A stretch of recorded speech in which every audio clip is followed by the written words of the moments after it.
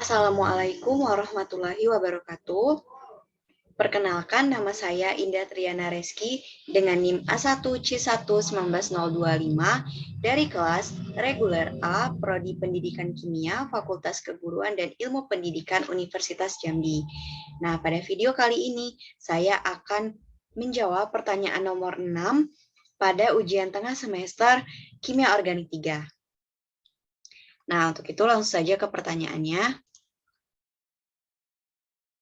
Nah, baiklah. Untuk pertanyaannya, jelaskan bagaimana hubungan struktur dan kereaktifan salah satu gugus fungsi turunan flavonoid yang memiliki peran sangat penting dalam menentukan peningkatan aktivitas biologisnya pada penyakit tertentu. Nah, kita ketahui dulu bahwa hubungan struktur dan kereaktifan salah satu gugus fungsi turunan flavonoid ini memiliki peran sangat penting ya dalam menentukan peningkatan aktivitas biologis pada penyakit tertentu. Karena kan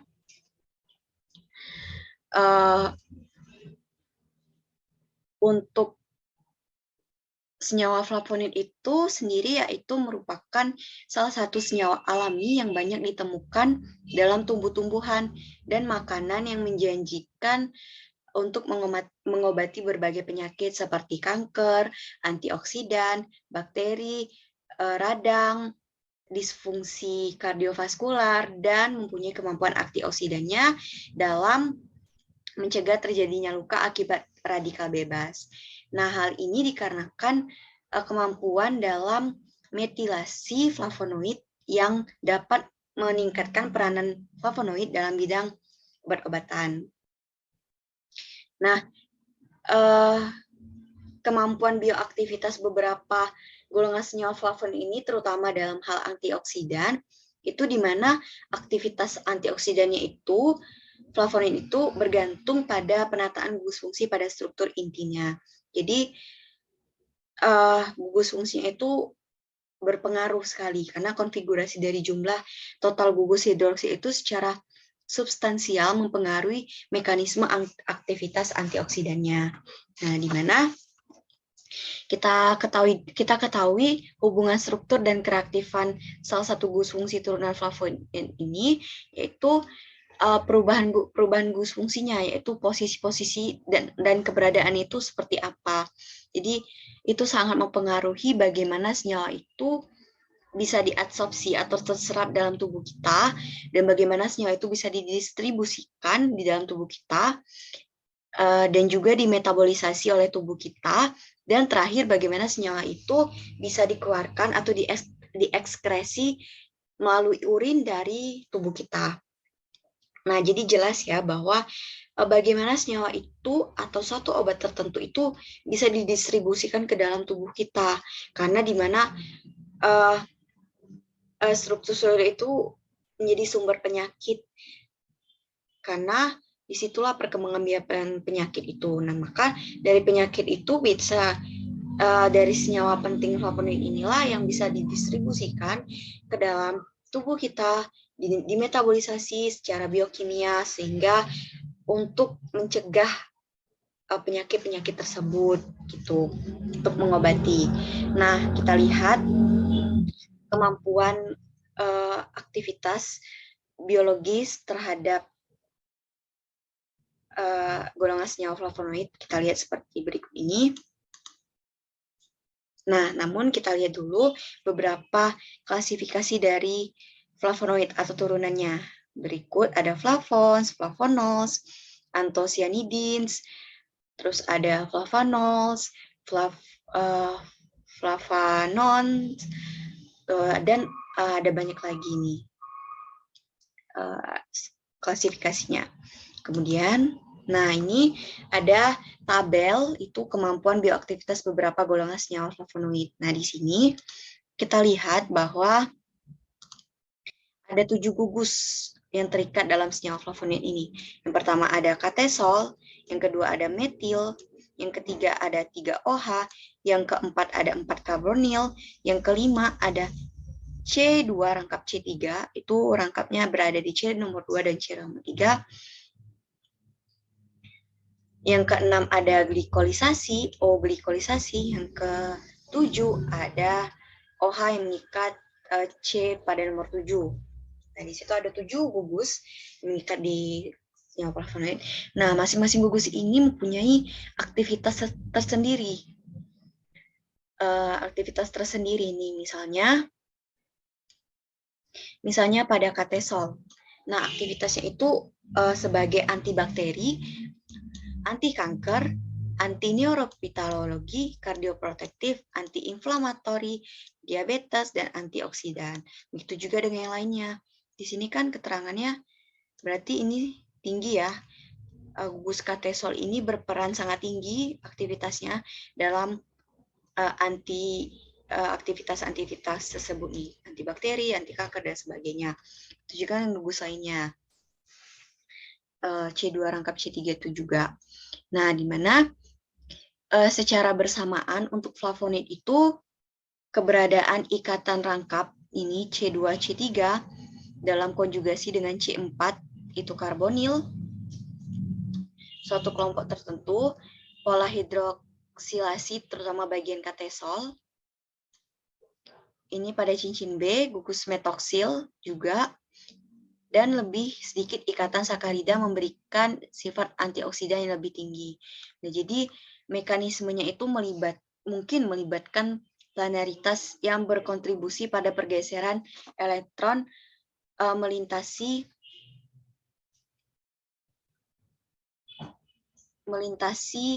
molekul selanjutnya dan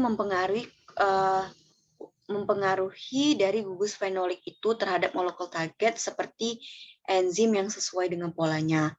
Nah, adanya perbedaan struktur aktivitas untuk flavonoid ini itu terhadap aktivitas antioksidan yang mungkin berasal dari mekanisme yang berbeda pula, serta dari berbagai metode.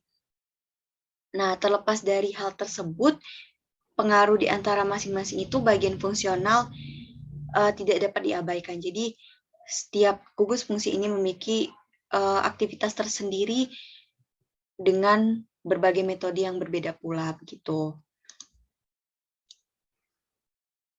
Nah, bahwa kita ketahui kan flavonoid ini sebagai salah satu kelompok senyawa fenolik yang memiliki sifat antioksidatif serta berperan dalam mencegah kerusakan sel dan kemampuan dan komponen selulernya oleh radikal bebas reaktif. Nah, kemampuan bioaktivitas tersebutlah dari senyawa flavonoid itu memperlihatkan kecenderungan atau pola tertentu di antaranya tentang hubungan antara struktur molekul, gugus fungsinya, dan bioaktivitas dari senyawa flavonoid itu. Jadi, seperti yang saya jelaskan di awal tadi, yaitu bagaimana bisa senyawa-senyawa flavonoid itu kita didistribusikan ke dalam tubuh kita untuk beraktivitas untuk melawan penyakit.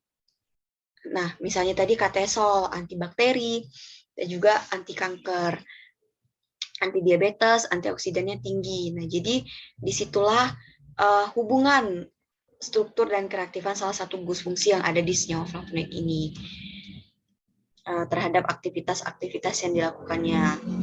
Nah, kemudian untuk contohnya bisa dilihat pada berikut ini.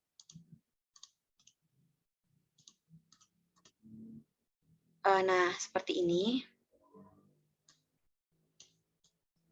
Nah, seperti ini ada senyawa flavonoid dan bioaktivitasnya seperti baikalen, anti-alergi, nobiletin, anti-alergi, quercetin, anti-tumor dan anti-hepatotoksik, silikristin, anti-hepatotoksik, narigenin, fitohormon, gingenin, kardiovaskular, dan sebagainya. Nah, kita lihat lagi di gugus fungsi tadi. Nah, kita lihat nih kan ada saya ambil ini katesol. Ini kan katesol ini 1 2 3 4 3 4 berarti ini saya ambil juga. Ini kan 3. Berarti 37 34 hidroksil. Nah, itu kita lihat senyawa apa dari gugus fungsi itu. Kita lihat di sini. Nah, ini ada golongan senyawa flavonoid beserta struktur dan sumber dari tumbuh-tumbuhannya. Nah, kita lihat tadi 3734 OH ya, kita cari. Nah, ini ada di senyawa turunan flavonol itu jenis fisetin. Tuh, fisetin. Nah, ini sumbernya dari tanaman rus. Nah, ini fisetin ini. Nah, kita bisa lihat kan fisetin ini. Nah, kita lihat lagi nih aktivitasnya di sebelah tadi.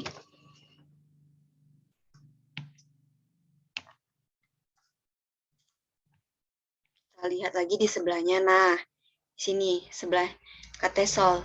Nih, antibakteri, anti kanker, anti ini. Dan juga untuk 3 OH-nya juga sama, tetapi 3 OH ini kurang rendah untuk mengatasi anti diabetes. Rendah kandungannya, fungsinya. Jadi katesol inilah yang sangat tinggi untuk melawan penyakit-penyakit yang ada dalam tubuh kita. Dan juga ini ada 7 OH. Kita lihat jumlah OH ya. Nah, untuk antibakterinya itu rendah. Terus kardioprotektifnya itu tidak ada ya aktivitasnya. Dan untuk yang lainnya itu antiinflamatori itu tinggi. Nah, namun antioksidannya juga rendah nih. Jadi katesol inilah yang tinggi kan gugus fungsinya untuk melawan antibakteri, anti kanker dan sebagainya.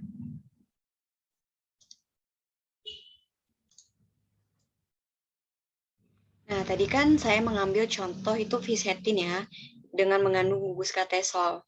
Nah, itu banyak sekali manfaatnya atau aktivitasnya, yaitu salah satunya itu dapat mengurangi penanda inflamasi pro-kanker pada pasien kanker kolorektal. Nah, jadi kita kembali lagi ke itu tadi kan juga gugus fungsinya itu katesol.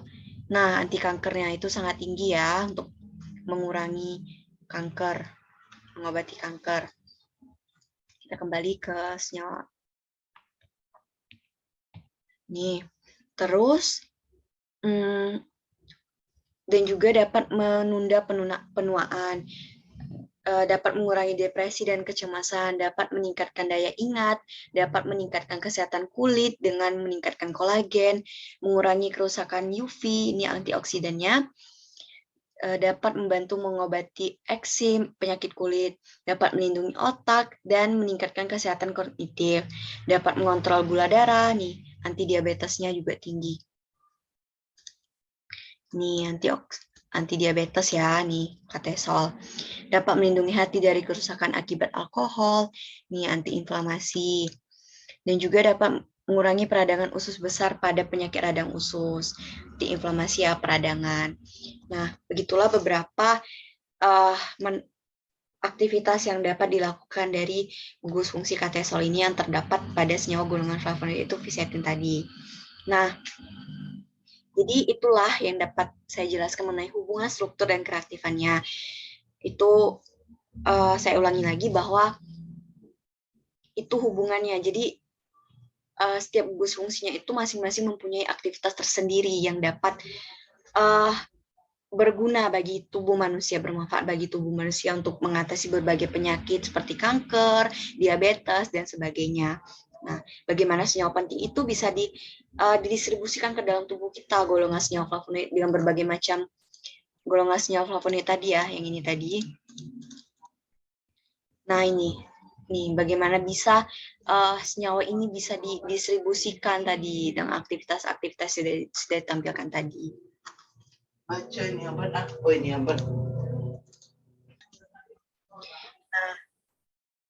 Nah, jadi dari senyawa-senyawa ini bisa didistribusikan dari gugus fungsinya, kita lihat kan itulah hubungannya yang bisa bermanfaat bagi tubuh kita dari aktivitasnya itu anti alergi dan sebagainya. Nah, seperti itulah yang dapat saya jelaskan mengenai hubungan struktur dan keaktifan salah satu gugus fungsi turunan flavonoid ini. Baiklah, terima kasih. Wassalamualaikum warahmatullahi wabarakatuh.